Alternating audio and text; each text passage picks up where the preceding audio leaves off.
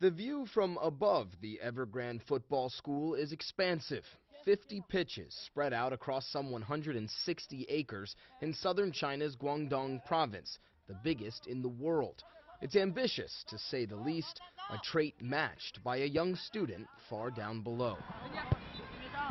I want to play for the national team and then play for Spanish clubs like Barcelona or Real Madrid. He Xinjie is a skinny 14-year-old midfielder from Fujian province.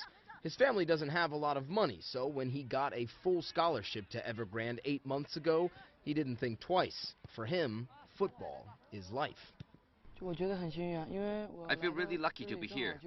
Otherwise, I'll be in some normal school playing football on the side.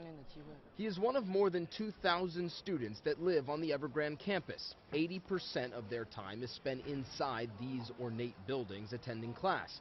The rest of the time, they eat together, they live together, and they train together. Collectively, they represent the future of Chinese football.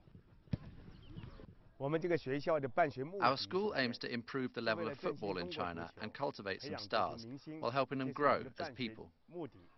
Principal Liu Jiangnan says his school reflects a growing trend in China. Football is becoming more popular.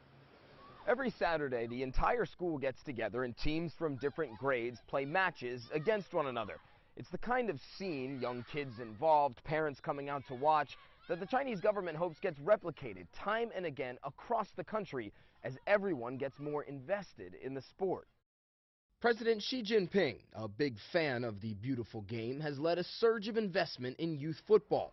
The sport is now a mandatory part of school curriculums, and there are plans to have 20,000 football-themed schools up and running by 2017.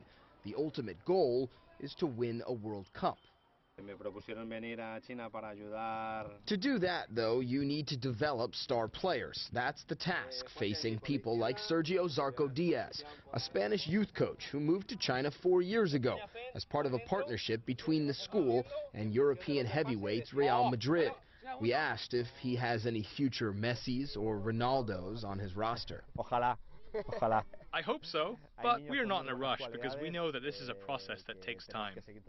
As for 14-year-old He Xinjie, he might not be the next Messi just yet, but the next time China makes the World Cup, he says he'll be a part of the reason why. You're reminded of China's ultimate goal as soon as you arrive at the school. This replica FIFA World Cup trophy sits right out front its entrance.